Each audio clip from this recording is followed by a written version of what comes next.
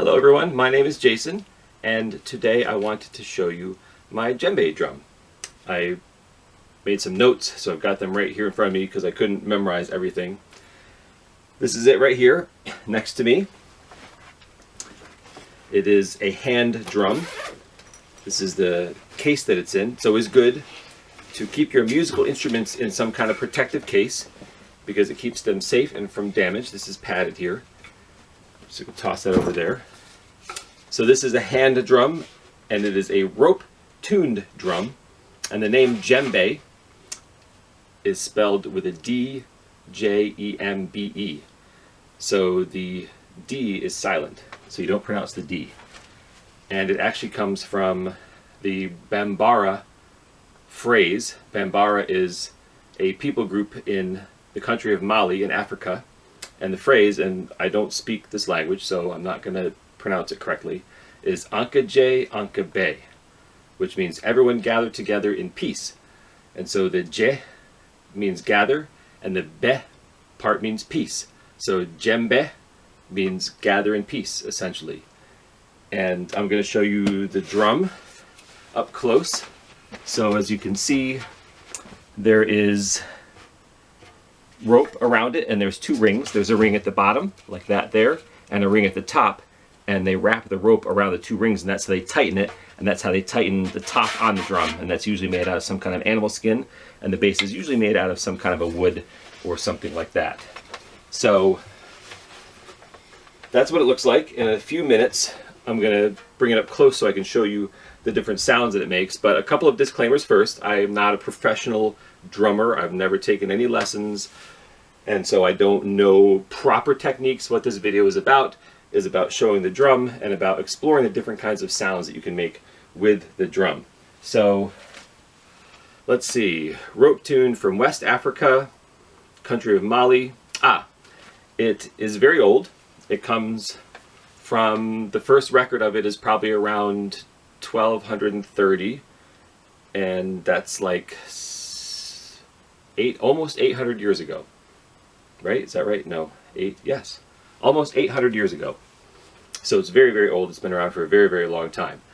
I wanted to show you where the country that the drum comes from is, and I asked for a special guest to help me out with that. So let me see if he is ready yet. Professor? Professor, are you ready? Professor? Hang on. I'm coming! Don't rush me! Okay.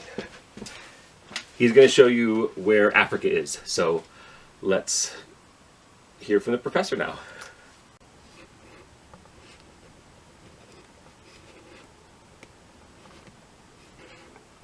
Hello, everyone. It's a pleasure to meet you all. Shall we take a look at the map? Now, this one here, the yellow one, that's the United States. That's the country that we live in. And up in the corner here is New York State, where we are right now. Oh, goodness, the map is falling. One moment. This always happens, I don't know why. Up in the corner here is New York State, the state that we live in. Look at with the pointy end of the bone. That's why I'm pointing.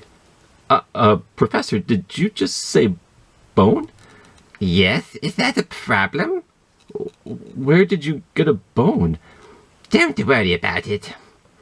Are you sure it's a good idea to be teaching with a bone? Listen, I don't tell you how to do your job. Don't tell me how to do mine. Okay, sorry. So, as I was saying, up here in this corner is New York. Again, look at the pointy end of the bone.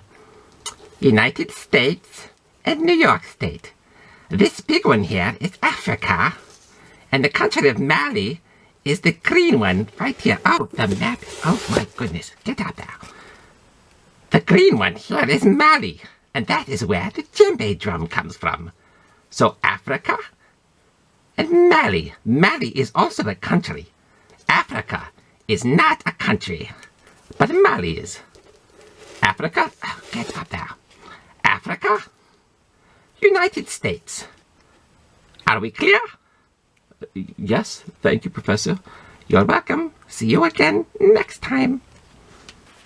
Before I show you the drum up close, I told you that I would show you the word, how it is spelled. I'll come up here close. So I think there's supposed to be accents on the letters there because you pronounce it like je, eh. It's like a very short E sound, eh. Djembe.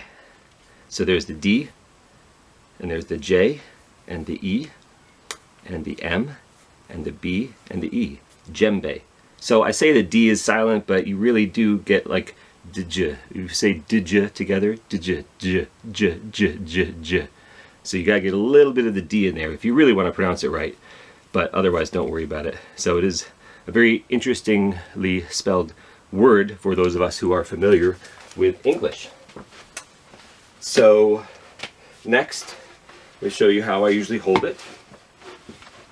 Usually put it in, I'm left-handed, so I angle it this way because this is going to be my main drumming hand.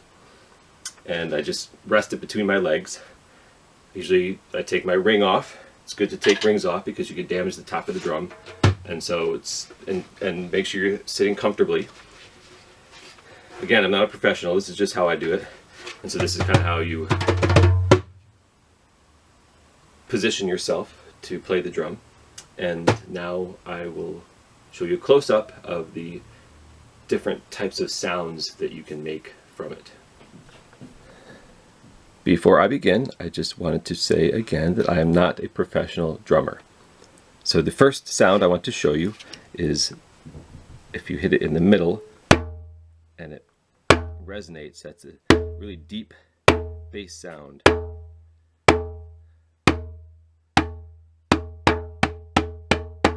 And you use your whole hand. And it's good to kind of relax your hand a little bit. Because if you make your hand stiff, makes a little bit of a different sound. And then another sound that you can make by hitting the middle is by doing that and just holding your hand against the top of the drum.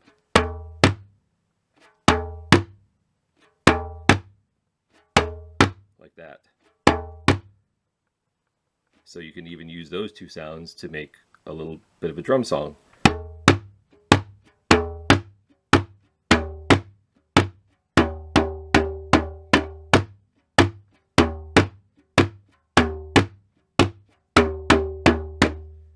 So that's the middle, and then there's also the side that you can hit.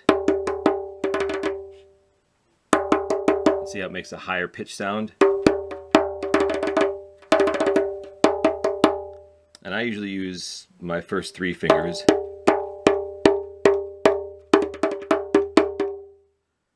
Some people use 4. It depends on what you feel comfortable with. And you can do the same kind of thing with that too, where you let it echo, and you can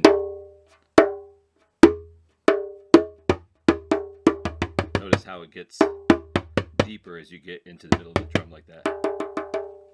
So usually people combine those two.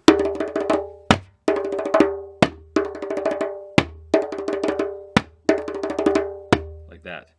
So you can even make a song just on the side.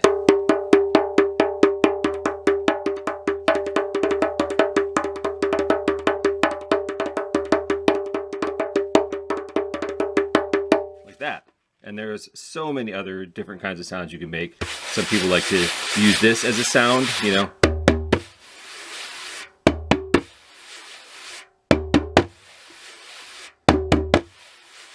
That's kind of the basics of it, and so it's just kind of cool to see how with one instrument, with no moving parts, has so many different kinds of sounds and things you can do with it or make from it.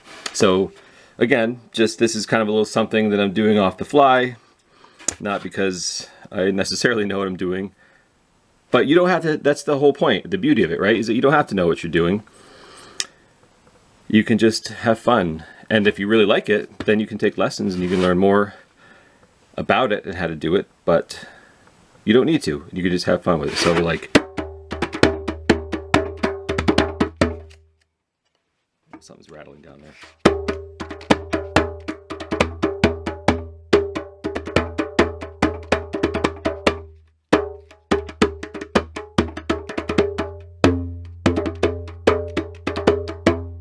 Making a little bit of, I have it on a little bench here, so I'm going to move the little bench because I needed to put it there so that I could show you the sounds. But I'm just going to do this, and maybe it'll sound a little bit better. Let's try.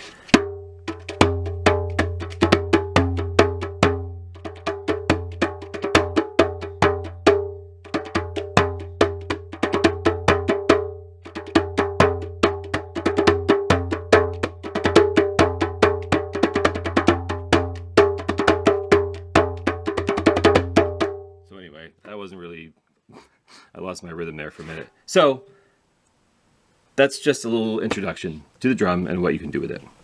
Before I go, I wanted to tell you a story that I read about the origin of the djembe. And I asked my friend Bubuni to help me out. Bubuni is Bambara for monkey. Bambara is the language they speak in the country of Mali. Now I have to warn you, Bubuni, that this is not a very nice story for the chimpanzees. I know you've heard it before, but I'm just telling you in front of everybody so that they know that you're not surprised by this. So in light of that, I really appreciate you helping me out. Oh, you want a high five? Okay, high five. So, because we're friends, right? Mm-hmm. And I treat you nicely, don't I? Yes, I do. And hopefully we are learning to treat animals better now than we used to. Anyhow, a long, long time ago, before humans knew what drums were, or had any, or knew how to play them, or anything, or had ever even seen them before, it was the monkeys who had the drums. And the villagers would hear these sounds coming from the forest, and they would think to themselves, my, what beautiful, beautiful sound. We must find out where the sound is coming from. And so they sent their best trapper to search for where the sound was coming from, and he saw the monkeys playing the drums in the trees. And so that night, he set a trap for the monkeys, and he caught the drummer monkey. And he took his drum away from him. Yes, I know. It was very sad. And from that point on, humans had drums, but the monkeys did not. And so that is why they say that monkeys beat their chests, because they don't have drums anymore. You want to show us how it's done?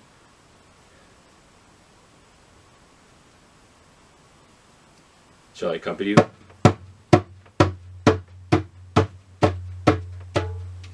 Oh, you want to clap now?